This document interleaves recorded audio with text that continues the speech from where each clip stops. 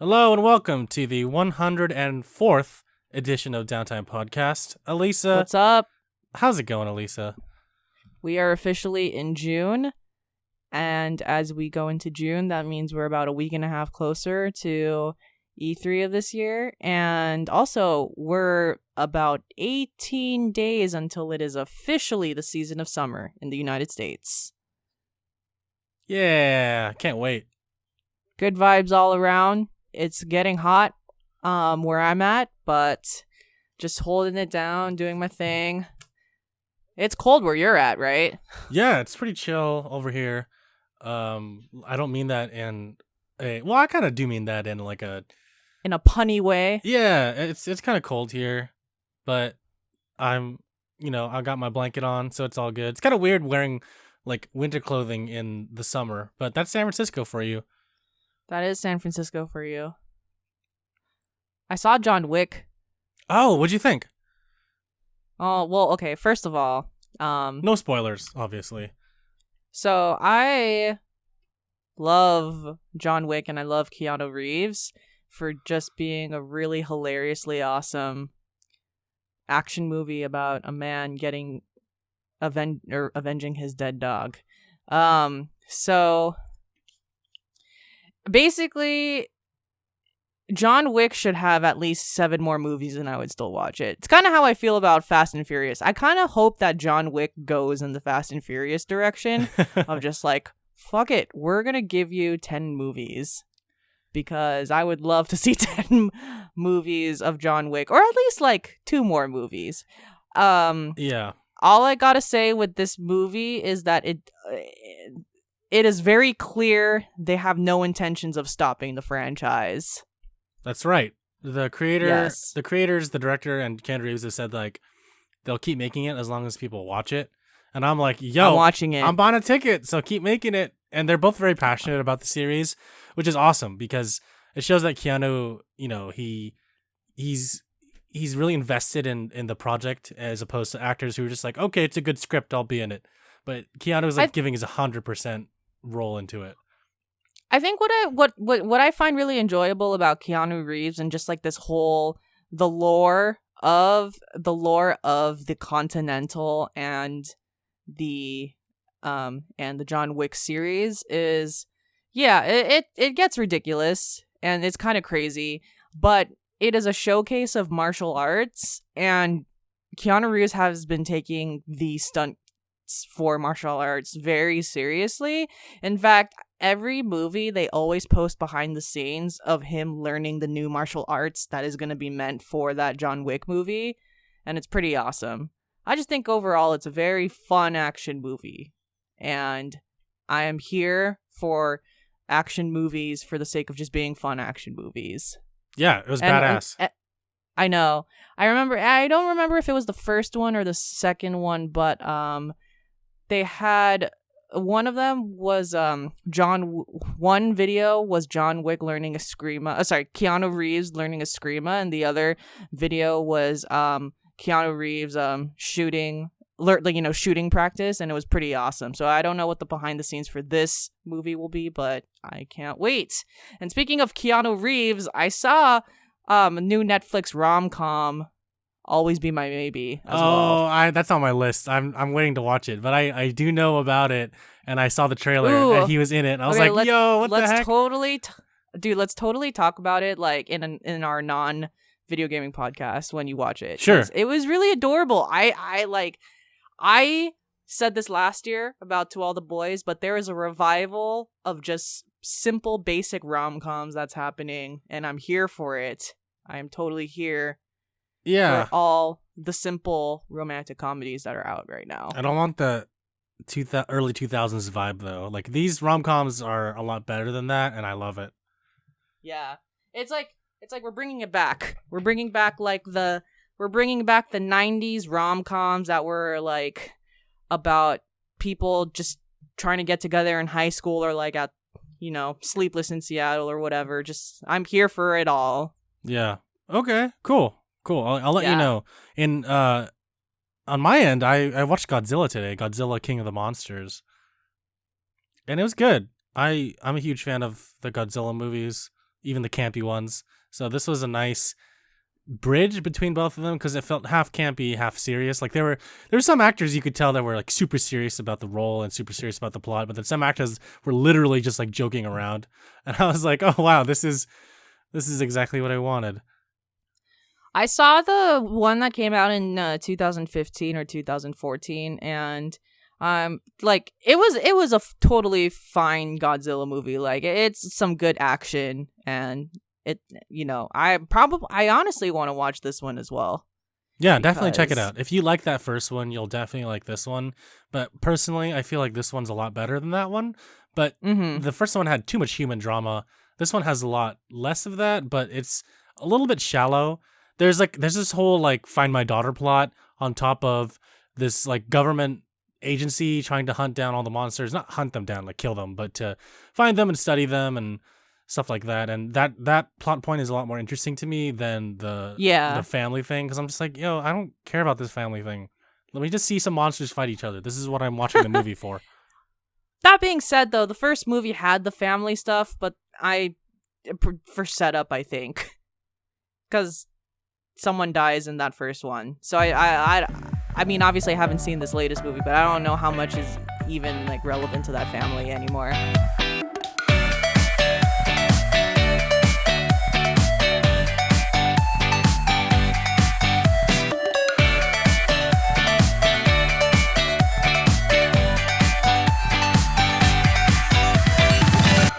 We're still on the E3 grind where the rumors and things are getting revealed. And yeah, there's even more stuff than we talked last week. Yeah, I want to start off with Death Stranding, and a trailer dropped that kind of revealed more stuff about the story. Like it takes place in current times, in like this alternate world. And you play this dude, his name is Sam. And he is played by Norman Reedus, obviously.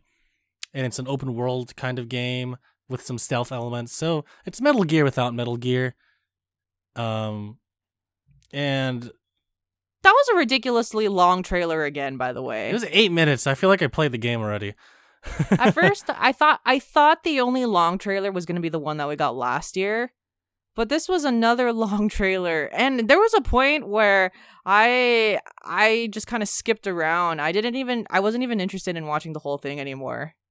Yeah, I stopped watching it after a while, and I was like, okay, this is too much. Yeah. But apparently it's about like life and restarting. The Strand. Yeah, the Strand, if you will. I thought it was really cool that basically the facial capture and stuff like that of all the characters was awesome. Like Mads Mikkelsen looks really good. He looks too realistic. Oh yeah.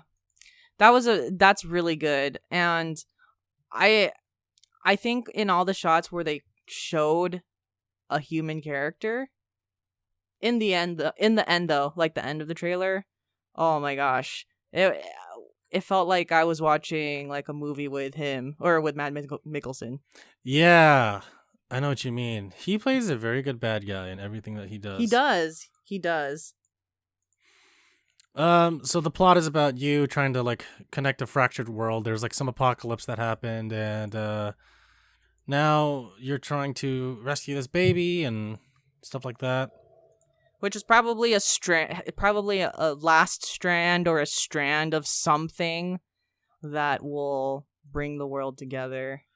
Yeah. And a lot of people seem to be fighting over this baby, including Mads Mikkelsen. And there's like the those ghostly creatures are like the Dementor looking like. Yeah, they're like demons people. Or something. Yeah, I forgot what their name were in the trailer, but I just found it hilarious that freaking this stupid trailer showed like a whole minute of these ghosts chasing after Sam. And then I was just thinking, okay, straight up, like, why did you have to show us 30 seconds of this? Right. This was so pointless.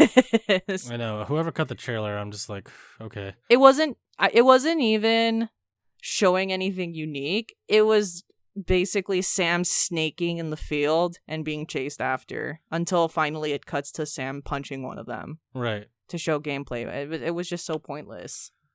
So the ultimate question is, Alyssa, after seeing that, has that convinced you to get it?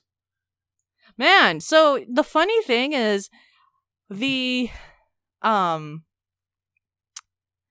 hype surrounding it and just the mysteriousness of what this game is even about had me very interested in buying it.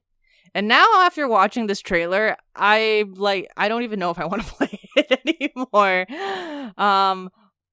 I'm just kind of, I don't know. You know how trailers are supposed to reel you in? That did not reel me in. No, the trailer's supposed to be short. I'm sure it's going to be a very good story-driven game as well, but then I also don't, because the thing is like, I don't know how complicated it's going to get, because Metal Gear Solid, I think, can get really complicated. Yeah, and then Kojima's known for that stuff. Exactly. And then, as you all know, if you played Metal Gear Solid, like, half of the game is actually the game, and the other half is cutscenes. Very old-school Japanese style of game. Which, by the way, I have nothing wrong with cutscenes. I I love my Final Fantasies and everything. I just don't know if this is a topic that I would be interested in. Yeah, I don't think I'm gonna actually play this game for a while. I haven't played any of the Metal Gear Solid games ever. I only know about them and know like kind of the few little Easter eggs that Kojima hid inside of them, like for Metal Gear Solid 3, if you wait a while before defeating the final boss, then he'll die of old age, stuff like that. And I think that's really cool. I think Kojima is an auteur in a sense when it comes to video games and making them. But I just never had any interest in playing it because they just felt like movies to me, and I'd rather like watch a cutscene driven thing on YouTube of all the Metal Gear Solid storylines instead of just like playing it. I don't know. It just never was my thing. I mean, we'll definitely see what happens. In terms of if there's more trailers released. I just wasn't as excited as I thought I would be watching this next trailer. I was waiting for it to end. Yeah. See, that's the point when you're just like, is it worth buying this game? Nah. I guess I'll just wait. Yeah. Go ahead. I'm cool with waiting on this one. Same. But leading up to that, Last of Us 2 was delayed because of Death Stranding. Yeah, you see, the thing is, I would rather play The Last of Us 2. That being said, there's a little bias in that because I played The Last of Us 1, and I am connected to characters like Ellie and what is his name? Joel. So I do want to know what's happening with them and what's happening in the new community and commune that they live in. Oh, and then, okay, that's another thing, Jeremy. At least The Last of Us 2 trailer was short and I got the point. Yeah. I already know what to expect. I feel, you know how sometimes people try to make things artistic for just because it's like, oh, I'm an artsy fartsy kind of guy, and if you don't get it, then fuck you. Well, you know, maybe I'm not this artsy fartsy person to play your game, so fuck you right back. Yeah, no, I totally get it. It's one of those things where you have to understand the creator, but you don't have to respect that person. Yeah. Yeah, I mean, there's a lot you could say about it. Yeah. I don't know if they're gonna have it on display at E3. They probably will. So we'll see what happens. I mean, I hope they have something. Yeah. Just like a playable short demo. Yeah. But anything is possible. Anything's possible. But yeah, totally ruined the groove of The Last of Us, delaying it now to, I think, February. Yeah, of 2020. Yeah. But yeah, so that's coming out. What else do you have from your list? Well, Call of Duty Modern Warfare is coming out with Call of Duty Modern Warfare. And if you want to be just more confused, then there you have it. So we're already on Modern Warfare 5, and then they just went back to Modern Warfare. So they said it was a soft reboot. They released a trailer. So the original one's called Call of Duty 4 Modern Warfare, but this one's just called Call of Duty Modern Warfare. It kind of fucks up like the search part of it, so you're trying to find stuff about this game, but of course the one from like 2007 is gonna come up, and you're like, what the hell? I thought I was looking for another game. Like, nope, it was this game. So you have to distinguish between the two different years. I don't know. It's weird. Like, the whole storyline is supposed to be similar but different, and it's supposed to like take the characters in a new direction. And I'm like, all right. I mean, do you really need a soft reboot on on Call of Duty? You just make a new game. They've run out of ideas. This is the point where it's like it's been less than 20 years, and you're already going back in the loop. I'm like, come on, yo. Like, space didn't work. Yeah, Black Ops is like slightly futuristic modern, but still, I don't know why you have to go back to this specific franchise. Just make it make it Modern Warfare, but like a continuation, not like a reboot of the whole thing. That's the part that gets me the most, is like it's killing two birds with one stone for them. Like, oh, we could just reboot it at the same time. We can just we can just make it in the same franchise as the original games and use the same title. And I'm like, what the heck, man? Yeah, I just don't see what the point is. Because now there's 3 games that exist. There's Call of Duty 4 Modern Warfare, there's Call of Duty 4 Modern Warfare Remastered, and now there's Call of Duty Modern Warfare. And I'm like, what the heck? I know. Whatever. I mean, I liked the story of the first Call of Duty 4 Modern Warfare, but I'll wait and see for reviews to come out before I hop onto this one. I'm not a huge Call of Duty person. Let me put that out there. Well, and then obviously I'm not a Call of Duty person at all. Yeah. I mean, I've played a bunch of other different shooters in the near past, and they're a lot better than Call of Duty in my opinion. But, if your Call of Duty's your bread and butter, then hey, no worries. I know, right? And then, speaking of just kind of war games, so Gears of War 5 is announced for June 9th. As in, it's coming out on June 9th, so in a week from now. Yeah, nice. Very nice. Yeah. I mean, I don't have an Xbox, but hey, that's awesome. Yeah, and I don't really play war games that much, but a lot of people are really excited for that. And then another game announced is Marvel's Avengers. Right. It was already announced, but they're going to give more information at E3. Right. And I heard someone leaked some stuff about it. Basically, it's like got single player and cooperative gameplay. You can have up to 4 players, and it kind of sounds like Destiny, but with like, I don't know, Marvel heroes. Yeah, I read a description that was online, and I don't know if that's enough information to go by. Just because it's such a generic and vague description of what can happen in any game. It definitely sounds like your typical looter shooter, but like, kind of like Anthem-ish. But we'll see. I don't think I'm gonna buy it day one. I just want to see what the hype's all about, and because Endgame just came out and everyone's still thinking about that. So this is a good time to release that game. Yeah. Who is it? Crystal Dynamics? Yes. Ghostbusters, the video game, is getting a remaster for PS4, Switch, and Xbox One. I actually played this game. I have it on Steam. It's pretty fun. It's considered by many, especially the fans, to be the 3rd movie in the Ghostbusters franchise, since it takes place like a couple of years after the 2nd movie ends. Okay. I actually enjoyed it. It's a fun 3rd-person action game. It is what you think it is. It's you're in the Ghostbusters squad as a new member. You don't speak at all, but then like everyone from the Ghostbusters original movies reprised their roles, which I thought was super cool. So Bill Murray's in it? Yeah. So here's the thing. Bill Murray doesn't sound like he wants to be there. Like he's just doing it to collect a check. But everyone else is like giving their all for this whole performance. And Bill Murray's like, yeah, I'm just here. And I'm like, maybe that's just Bill Murray being Bill Murray. But it genuinely doesn't sound like he wants to be there. But they got him. I mean, they got him to be there. What's the name of the villain? Gowser, right?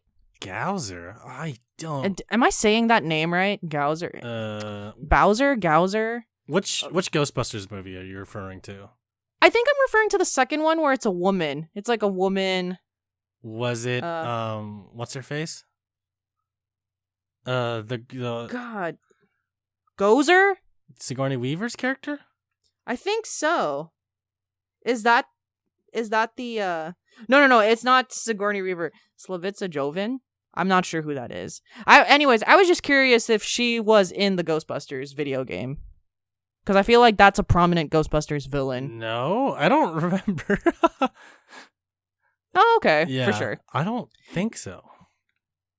Another thing is, I don't know if I'm even saying the name right. Gowser? Ugh. Yeah. Anyways.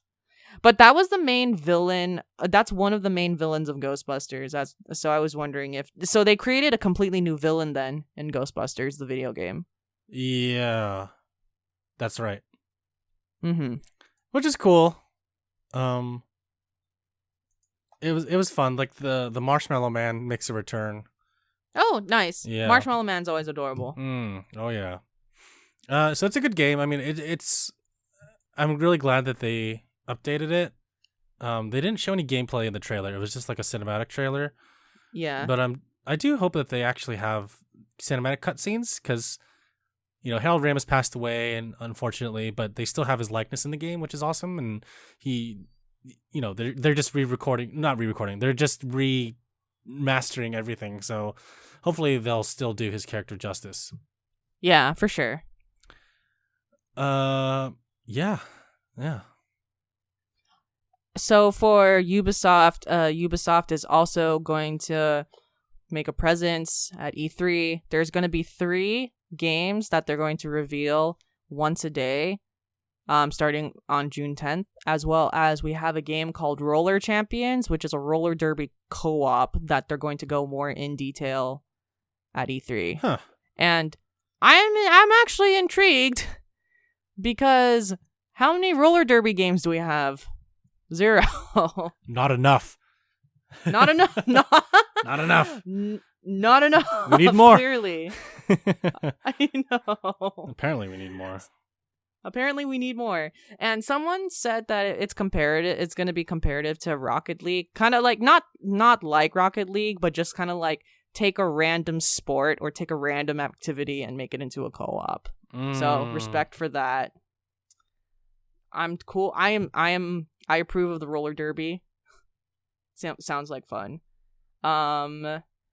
And yeah, it seems like Ubisoft is also going to make its stake at the conference. They always do, but last week we were talking about how I don't even know if companies are taking E3 that seriously anymore. And the answer is nope, they're still going at it, which is a good thing in my opinion. Yeah. No, I agree. I see. Oh, go for it. No, you go ahead. Yeah. Oh, I was just saying, I see no issues in all of these companies trying to take advantage of the situation, and they should.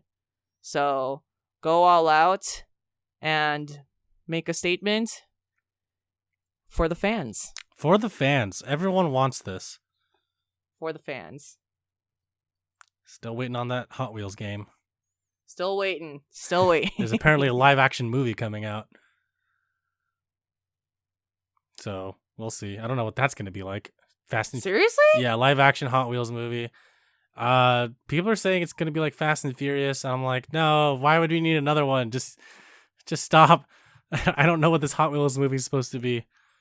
Wow. It's been in development for some time now, apparently. Did you see that Sonic got pushed?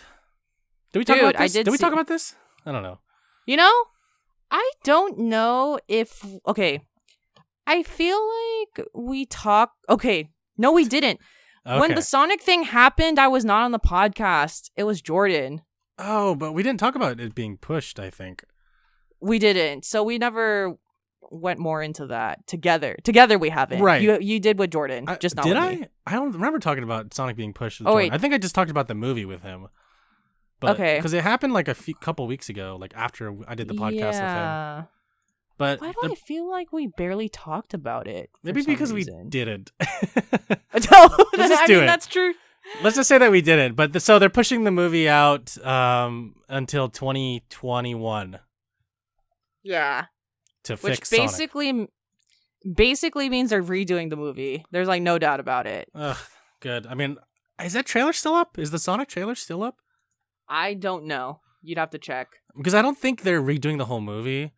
They're just redoing Sonic's model. Yes. So all of the plates, all of the human shots should already be done, as we see, because Jim Carrey's, doing whatever he's doing in the movie. So they're just gonna replace the model at that point. Right. Jim Carrey's like, if you want reshoots, it's gonna cost you, and they're like, we don't have enough money for this. I don't know if I give my opinion on this, but I think that Sega should be getting more slack for the movie than Paramount should be getting. Yeah. And yeah. I'll tell you why. The way a lot of these production companies work is they're the third party to the client, in which the client in this case is Sega. So if you don't approve of that Sonic trailer, Sega approved of that model. Right. And Paramount is just following whatever Sega says. Right. So I think if you're mad, you should take it out on Sega. You shouldn't take it out on Paramount, because Paramount is just following what the company is saying. Because they're working with an IP, they can't do anything unless the account on Sega approves of it. Yeah, Sega's the creative director in this sense. Yeah, exactly. And I think someone mentioned before that their reasoning for making Sonic the way he looks is because they wanted to have a distinguishing characteristic compared to the video game Sonic Boom, and now live action Sonic. But I'm like, why do you need to do that? Why do you have to make it like unrecognizable? Like the whole point. I agree. The whole point of Sonic looking like Sonic is so that people recognize that it's Sonic. So I complain about this type of stuff a lot. I'm not a fan of the movie medium or TV show medium of having a designed or like computer graphic in a real world setting and combining the two and marrying it. I just think that a lot of the times it's never successful. And one of the reasons why I don't find it successful is because a lot of times when they do this type of thing, they try to make the character more realistic looking. And I don't think you should go in. If you do that type of movie, I don't think you should go in that direction. I think that you should try to keep the same character design and keep it cartoony. Because I think that's kind of the whole point. I mean, like, look at that movie, Who Framed Roger Rabbit. The whole entire movie had a 2D rabbit character in it. And it's one of the most popular movies, actually. One of the most popular movies of that type to exist. Even better, Space Jam. Yes, exactly. Or Space Jam. That is a perfect example, Jeremy. Yeah. That is a great example. I think if you do this, stop trying to make it realistic. Make it as close to the character and nonsensical as possible. I think it's better if it's nonsensical. Yeah, I just don't want them to make it like it looks like a cartoon. I want them to make it look like it belongs from a different world, while at the same time keeping true to the Sonic structure. Yes, I agree. That's all I want. Yep. Don't make him look like a human. Just make him look like, seriously, make him look like, 1991 Sonic, little pot belly, like 4 sticks, like arms with like hands with the gloves, and shoes, poofy hair, yeah, poofy spikes. Yeah, exactly. I don't need no human looking runner's legs Sonic version. I just want I just want Sonic. I want real Sonic, not fake Sonic. Yeah. I don't think there's anything wrong creatively with making the cartoon character not look realistic. Yeah. In fact, I think it's more fun that way. Yeah, I agree. I totally agree. Yeah. I think one of the reasons why Detective Pikachu has been successful is because at least Pokemon, just that whole franchise, they are based off of animals. That's so right. you can mess around with that and it looks fine. Right. Where I don't even think that this Sonic model looks like a hedgehog. No, he looks like a little boy wearing a Sonic costume from Party City. Like a scary Sonic costume. Ooh. Oh my goodness. Anyways, I could beat this dead horse, but people on Twitter have already done that, so. Mm-hmm. Moving on. Did we talk about Xbox One Game Pass come to PC? Yeah. No, we didn't. Wait. Oh, there's too many things. We didn't, right? So we did not. No, we didn't. So what does that entail? Because I didn't look too much into it. Xbox Game Pass. So the Game Pass that you can get on an Xbox is also coming to PC now. So you can get a lot of Xbox games now on PC. Or it will come to PC. Yeah. I think my one question though is if you already have an Xbox Game Pass, does that mean the games will automatically go to your PC? That's the one thing I wasn't clear on. We should be more aware of these kinds of things. But we don't own Xboxes, so that's why we're not like, oh, we know everything about it. But because what if you had to get a separate account? I should have looked this up earlier. Nah, it's okay. But I did not. Yeah, but pretty much the same thing is coming to PC. It's unclear to me, at least, if you can kill two birds with one stone, or you have to get two stones. But okay. Also, I feel like if you have an Xbox, you're not gonna suddenly put your games on PC anyways. Yeah. Yeah. So I don't know. Obviously, each gamer will have its preference, but that's all we have for now on Game Pass, which is still very, very successful. Yeah. Very true. Yep. And then while we're at it, so just for June, because it is June 2nd, the games that are on Xbox Game Pass, some of them came out on Memorial Day weekend, so I'm going to say that too. So, Void Bastards, Dead by Daylight, Outer Wilds, Full Metal Furls, The Banner Saga 2, and Superhot for Xbox Game Pass in June. And for PS4, PlayStation Plus, you have Sonic Mania and Borderlands The Handsome Collection. Nice. Which, if that's not an advertisement to prep before Borderlands 3, then I don't know what is. That's pretty cool. That's a really solid list. Mm-hmm. So lucky you, lucky you, get Xbox Game Pass owners. I know. Do you know the news about the game Ion Maiden? I heard a little bit about it, and you can go on, but I'll say my things after. I just think it's kind of it's a fun story. Well, I mean, not fun for Iron Maiden, I guess, but it's fun for me as an audience reader. If I think I know where this is going, I think it's gonna be stupid. But go on. Okay, so Ion Maiden is a first-person shooter. It's being published by 3D Realms, developed by Voidpoint, and this game has.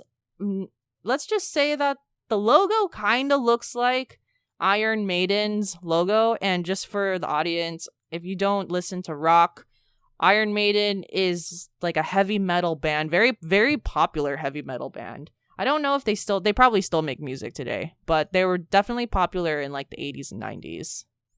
Yes. So they are suing 3D Realms And let me just get the quote for you, because Iron Maiden says, Ion Maiden's logo and marketing is an effort to confuse consumers into believing defendants' products and services are somehow affiliated with or approved by Iron Maiden. Oh, okay. So pretty much, they're suing Ion Maiden for, one, if people are doing a Google search on Iron Maiden, they might get Ion Maiden, and that's confusing. Two, the promo materials for Iron Maiden the promo materials of the game look similar to Iron Maiden, to the point that if someone saw Iron Maiden, they might think that Iron Maiden made the game. Oh my god. That being said, the fonts of the logos do not look alike. I'm looking at them side by side, and they do not look similar. But definitely, it's one of those things where it's a touchy subject, because I feel like a lot of heavy metal bands have been suing technology for a while now. One of the most notable ones is Metallica and the whole downloading Napster incident. This would not be the first time that a rock band said something about technology. Yeah. That being said, Ion Maiden, it looks like the gameplay is not really music related either. It's a first person. So there's nothing heavy metal rock related to it. Right. What I'm seeing. Right. Yeah. I think, I don't know.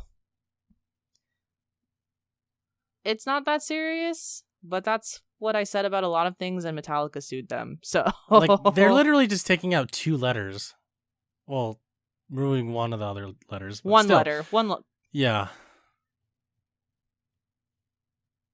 Yeah. It's a fun story, all right.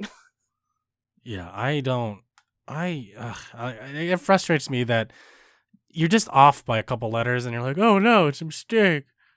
What the heck? Come on.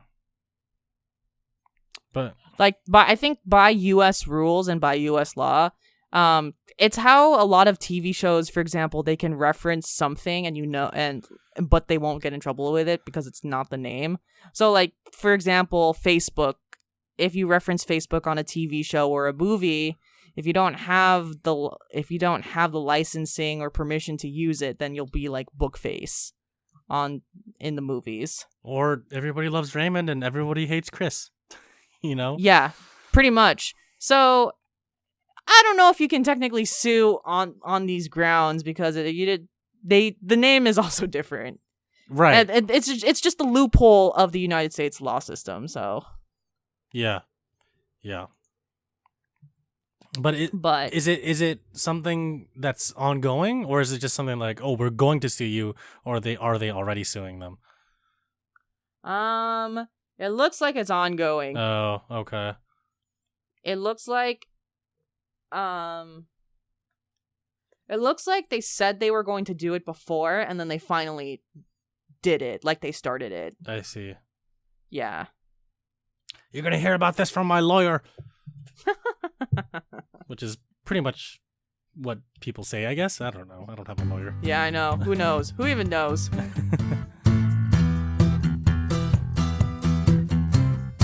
Yeah, let's talk about Danganronpa, Trigger Happy Havoc. Yo. So, I was originally intending to finish this game in maybe 2-3 weeks. I finished it in 6 days.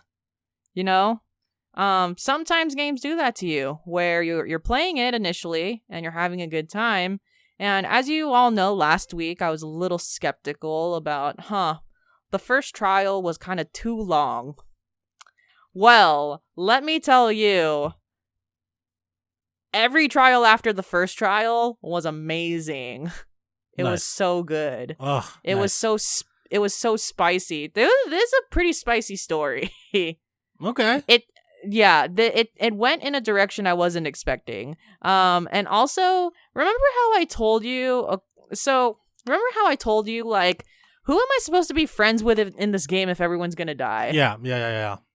Okay, so I had a few characters in my head that that to me felt like the best strategy to being friends with them, just because of the way that they're presented, and because I play a lot of JRPGs, that it just seems like these characters are going to be important. Mm-hmm. And damn, Jeremy, I was right. I was totally right. So there are two distinct characters that I knew I should be friends with, and then I'm gonna say one of them, even though it is a spoiler because I said it last week, but it's like part of the story.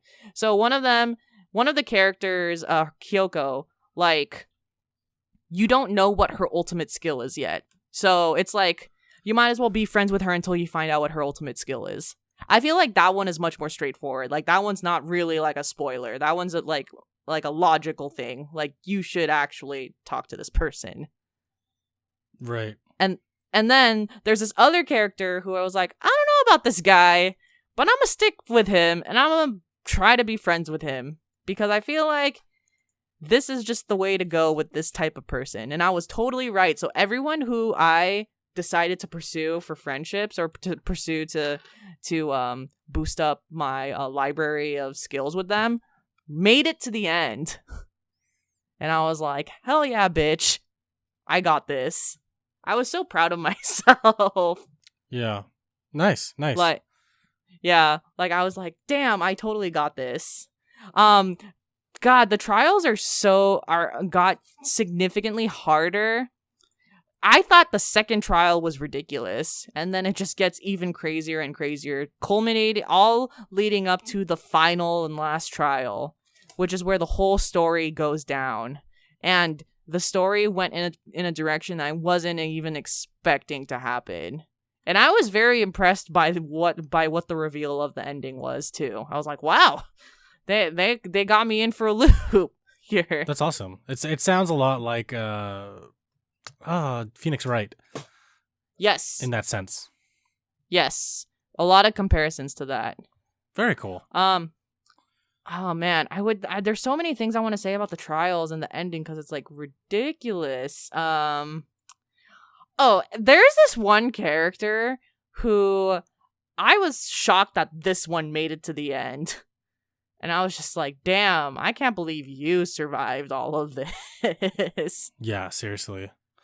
Like, it was one of those, he was one of those characters I was just like, are you even capable of making it to the end? And then long behold, this guy did. And I was shocked. Yeah.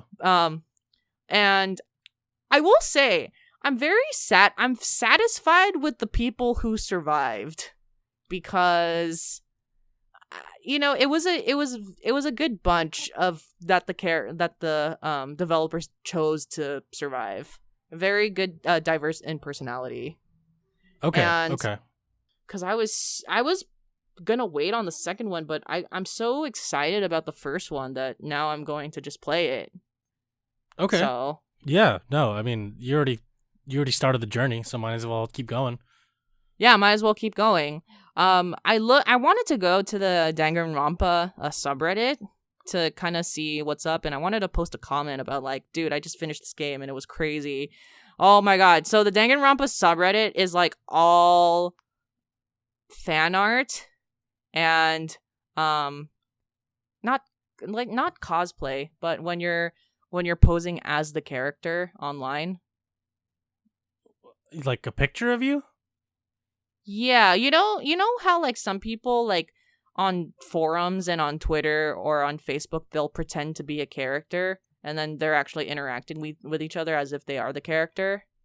Is it role playing? I don't know what that is. Oh, I mean, like, it is role play. It's role playing. There you go. So the whole subreddit is like fan art and role playing and memes. Okay. And then I'm just like, oh, there is no place for me to have a discussion. Yeah, here. they're gonna just like meme it up and like act as those characters. You're like, this is not what I wanted. I know, it's like every time you try to have a serious, like you want to say something genuine and serious, then they're just going to do something. That being said, their fan art's pretty awesome. Like they're very good artists there. But I don't know if the subreddit's the place for me. Yeah, it's okay. At least you looked at it. Yeah, at least I looked at it. I pretty much approve of anyone trying this JRPG. I want to see. I don't think that the games are related to each other, as in the theme and the stuff and kind of like what to expect of. There's a bunch of people and everyone's gonna die, and there's a bear who's taunting everyone. That stays the same, but the cast of characters and the situation is different in each game. Mm-hmm. So I want to just kind of compare which one I like the most. Right. Yeah, because there might be a better, like, you know, 1 is good, but 2 might be better. 2 seems promising. Everyone talks about 2, so we'll see how that goes. But yeah, that's what I played, and I finished it, and I had a very good time playing it.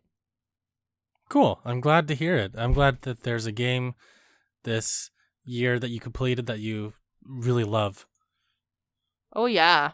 That being said, I'm going back to Stardew Valley. Oh no. Tomorrow. Back into the rabbit hole.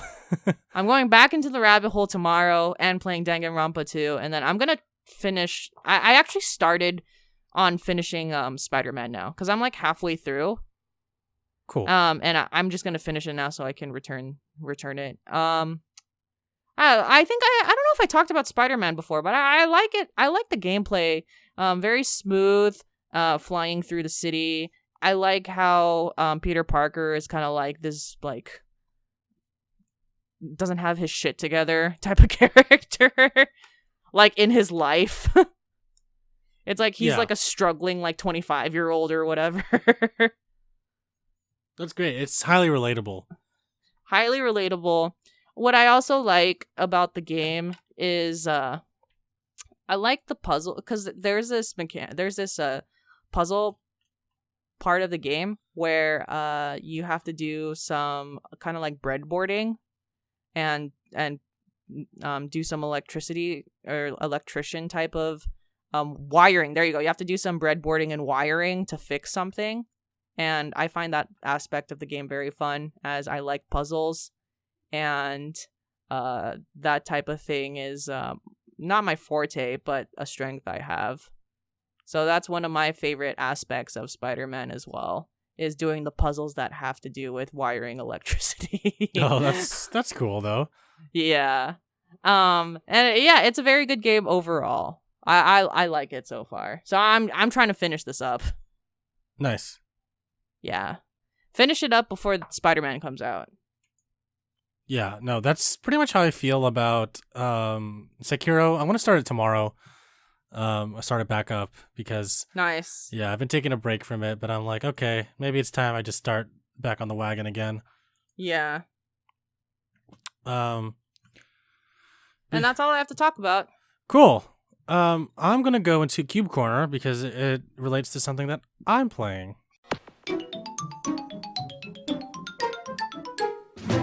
So today's episode of Cube Corner is talking about the one, the only, at the time, Resident Evil 4 on the GameCube. Many people probably know this game because it was released in 2005 to critical acclaim. The story follows protagonist Leon S. Kennedy, and it's the first game in a fixed third-person perspective.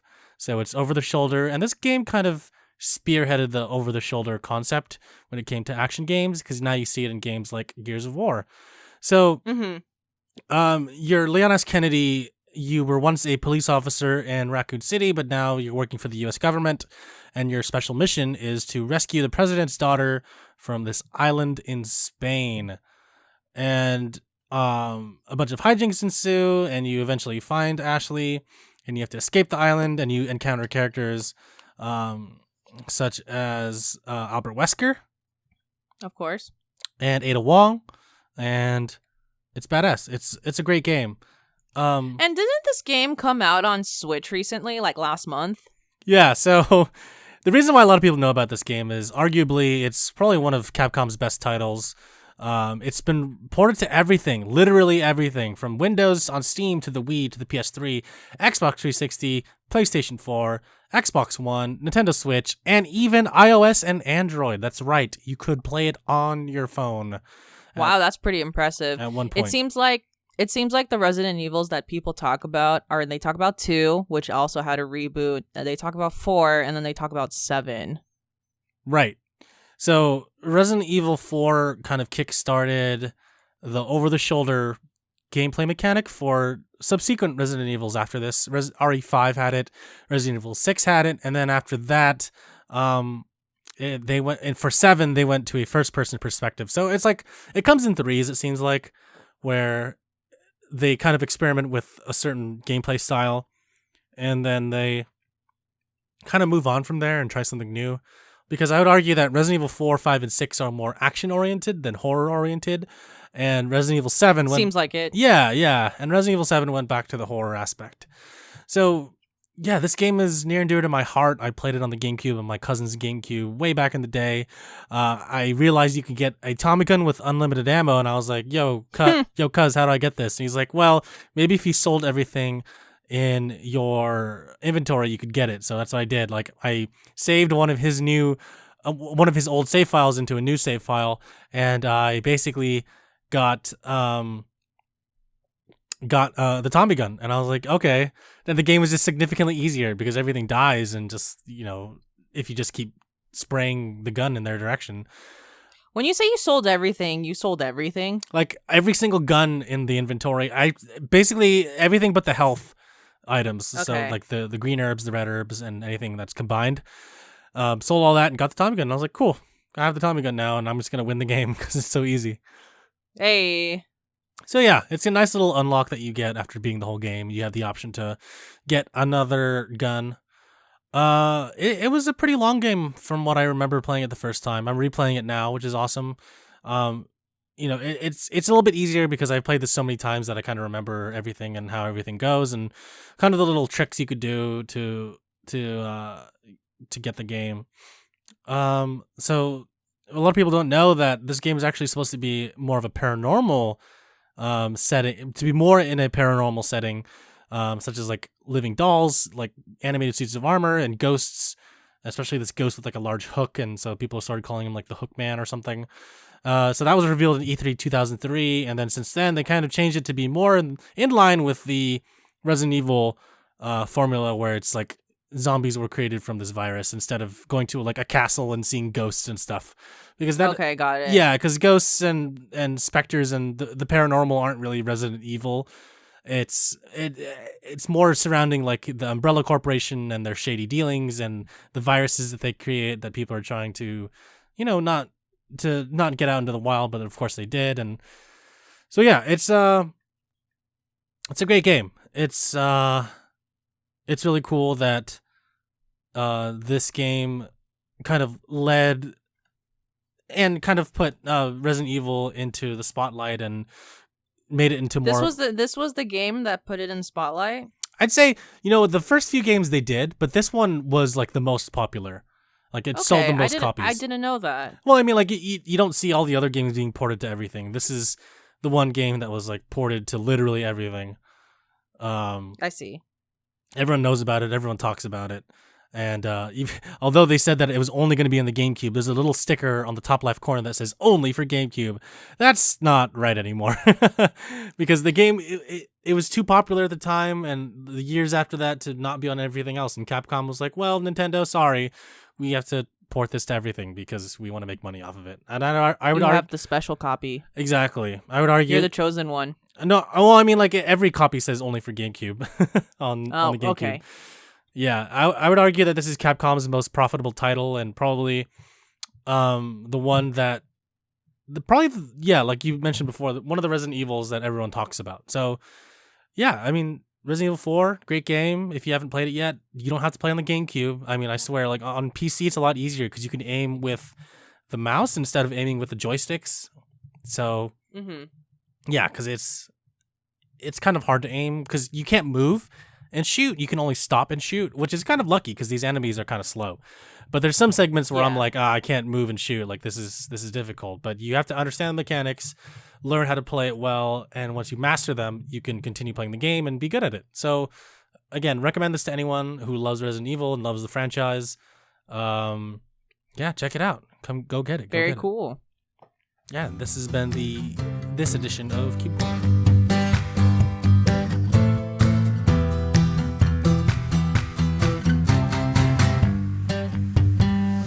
We got 3 questions to end the podcast. Let's do it. So the first 2 questions have to do with episode 102 and when we were talking about the Sony and Microsoft alliance that is coming. So the first one comes from Johnny the Truth Teller, and this one is more of a comment, which says Sony has to do this in reference to the Sony Microsoft alliance. Sony has to do this or they will not survive next generation. The future is cloud gaming. Sony does not have the money, the technology, or time to build their own cloud gaming network. Microsoft saving them. Yes, we pretty much agree. I think we pretty much agree with that. Because Sony can't survive off of just the Japan market. Yeah. And then on top of that, Sony hasn't been doing anything for streaming, and we know for a fact that Microsoft has. So right. And it's about time they start going into that game. Yep. And then next one is, I think the real question about Microsoft and Sony partnership from PJ Sucks is there going to be 2 cloud systems lifting from Microsoft Azure, or is it going to be one joint cloud system? I think that's actually a very good question. I'm inclined to think it's 2 systems, actually. I'm in agreement with you simply because why would they share it? They're still rivals in a certain sense. Agreed. But they just have this partnership where it's like, oh yeah, like I'll help you, you help me. I'll help you, you help me, we'll take down Google. Yeah. But they're both, Sony and Microsoft are both very well aware they have 2 separate fan bases, so like they can't just have a joint cloud system all of a sudden. They have to kind of separate the 2, I think. Yeah, they have to. Yeah. Or another one would be they have a joint one at first and then... No, that's not a good idea business-wise for either of them. Both of them would have to do 2 systems, 2 separate systems. I'd like to think of it as Google is the White Walkers and, everyone else are the PlayStation/Xbox people gathering up, even though they're enemies, to take down this bigger enemy that they know is threatening them in a certain sense. Exactly. And who knows? Nintendo might join this and then we got the big 3 in gaming coming together to... take down the Ice King. And then cue the Game of Thrones theme. Yep. And the last question is from Rokuru Rangetsu. 2 questions. First question is, should they take away... I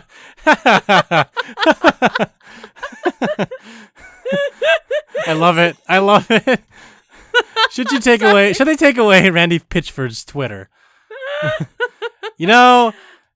I'd say yeah, they should, because he's crazy. Like, he's a crazy guy. I mean, the issue here is we been knew about this with Trump's Twitter for a while, and that hasn't happened yet. So the answer is yes, they should. Yeah. Whether it's gonna happen, oh God, who knows? Nah, he's American. Because Randy Pitchford, you take away his Twitter. You know what this guy's gonna do? He's gonna create another Twitter. I bet. Exactly. He's exercising his right to freedom of speech, and true. While I appreciate that, at the same time, I'm like, I'm like, okay, I'm not in his line of fire. That's all good, and I probably never will be. But I mean, he's just annoying. Let's put it that way. Oh my God. I think the latest thing he did had to do with animal rights. I didn't look at the tweet. I just know it was related to that. I don't want to read it anyways. So. Yeah, I'm not super into that. I know. But yes, they should. But they won't. In fact, it's not that they won't. Randy Pitchford's not gonna do it. He's the CEO. No, absolutely not. He's got too much of an ego and too much power to do that. I was watching a No-Clip documentary. They're the people that made the documentary about Telltale. Yeah. Yep, that's a good documentary. It wasn't that one. I was watching a documentary on them talking about the creation of Half-Life and just Valve kind of in general, and they interviewed Randy Pitchford because his company made a couple of the expansion packs, Blue Shift and what was the other one called? There's another one that they made for the original Half-Life game, and he was talking What's about his company's name? Gearbox, right? Studios. Yeah. Okay. They were talking about how they created it and kind of the inspiration behind it and how to like integrate it into the Half-Life universe, and I thought that was really cool. And the way he talked about it, he's so passionate. He sounded really like a good person. And then I hear all these news stories about him, and he's crazy. I'm like, what the heck? What happened to you, dude? Opposing Force is the other one, but still, like, I was just like, dude, oh man, like, can you be less of a child and more of an adult? My goodness. But yeah, so that was an interesting thing. This is the CEO, by the way, who left a USB stick of porn videos at a medieval times restaurant. Yep, and people forget about that. That sentence in itself is like of the memes, but it's real. Yeah. He did it. People forget that he did it, and I'm like, don't forget that this man did that. I mean, at medieval times. It would be worse if it was like child porn, but the fact that it's still porn is still embarrassing, and I'm like, dude. At medieval times. Yeah, that's the part that I'm like, why? I don't know. There's so many. Yeah, why did you have a stick there? Who again, we already talked about this, but still, who takes porn with them on a USB stick to medieval times in general, in public? Yeah, man. This is... Who even knows? Ugh. Whatever. Actually, if you take away Randy Pitchford's Twitter, it's not going to be entertaining anymore. I don't know. I redact my statement. Don't take away his Twitter. Yeah, just leave it, dude. I mean, leave it be. We're gonna get great stories from this. Yep. Keep on keeping on. The second question he asks is, when you go to a restaurant, what is the food or side? If you see it, you have to get it. Oh man, I'm gonna have to say French fries for me. French fries are kind of my weakness. So, for me as a side, it's garlic fries. So, it's like I can be okay without fries, but if something says it has garlic fries, I have to get it because I really like I love garlic. I went to SF State's graduation at Oracle Park on Tuesday, and I got the garlic fries because, you know, I don't really buy them in general. But, of course, everyone says, like, oh, the ones at Oracle Park are the best. And I haven't had them in a couple years, and I had them. I was like, wow, these are actually really addicting. And I forgot how really, really good garlic fries taste. Dude, garlic in general is the best. I don't know what it is about sports stadiums, but arenas and stadiums do garlic fries the best of all fries. And they're expensive. That's the thing that I'm like, no. So worth it, though. I don't care. Yeah, they are good. I have to admit that. Two other things. If I see calamari as an appetizer, I have to get that. I know that one for sure. Yeah, I have to get that. And then if I see tater tots as a side, I'll also get tater tots. I like potatoes also in tater tot form. I like how we both of the things that we mentioned are fry based, or like carb based potato things. I live my life with no regrets. Yeah, no, I agree. One other thing that I would say is if I go to a Japanese restaurant or a Japanese bar, aka an izakaya, and I see chicken karaage, I have to get it. Oh, that's a good one. Yeah. Oh, I just thought of another one. Yeah, I know. Keep going. Okay, I got more. This question isn't limited to just one answer. He didn't specify, so. Yep. So if I see macaroni and cheese as a side, I have to get the macaroni and cheese. Yeah. Another terrible food, and then. Okay, and I'll mix it up. Yeah. For breakfast. If I see Eggs Benedict, I get the Eggs Benedict. Yeah. Oh, wow. We have similar tastes. I love Eggs Benedict. Okay. Yes. For me, it's like if I go to a restaurant and they have Spam and eggs and rice, I'm like, okay. Even if it's not Hawaii, I'm like, I kind of want that now. No, dude. Oh, my God. Okay. Drinks. Drinks? Oh man. Yeah. See, so I don't drink soda, and at least I try not to. But root beer is the only thing that I will drink, like I'm at a movie theater, or if I go to In-N-Out, or if I go to any fast food restaurant and they give me a drink with my meal, I'm like, well, I guess I'll have a little bit of root beer. For sure. For me, if it's a Coke slushie at a movie theater, then I'll get the Coke slushie. Oh man, that's good. In slushie form. Oh, nice. And then in terms of alcohol, if I see Asahi, that's my choice beer, and then another no, that's it actually. That's like as specific as it can get. Yeah, no, I'm actually right there with you. Asahi's a really good choice. Yeah. Am I missing any? Nope, I'm okay. Yeah, I don't want to. I could go on too, but like, I'll just get hungry. Yeah. Okay, that's it. I hope that answered your questions. Yep. Jeremy, if anyone has other questions for the next episode, where should they go? They can go to www.downtime.live, click on the word contact, submit there, leave us a comment question. We'll answer on the podcast, or you can email us directly at contact@downtime.live. You can send us an email with a comment or question, and again, we'll read it on the podcast. Alyssa, where else can they leave us comments or questions? Did you say YouTube? No. Okay, there you go. So I was like, I thought you said everything. No, I wanted you to continue. I was playing off of you. Oh my gosh. Okay. I felt that, everyone. Pick up the baton and keep running. Okay, YouTube, anywhere we have the podcast, write an Apple podcast review if you listen to us through Apple iTunes. Yes. You can click on the word community on our website and join our Discord where we talk about video games and more than that. So you can talk to us directly, send us messages, and we'll respond. You can leave us questions. We have a whole thread on our Discord that's dedicated to just questions, and you can leave a question there. So yeah, anything else, Alyssa? No.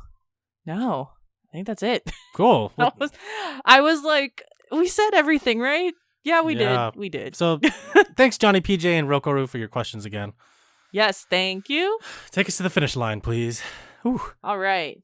104. We did it. We made it. We did it. We made it. Go Warriors. Yeah, go Warriors. Have a good night. Go Warriors. Bye.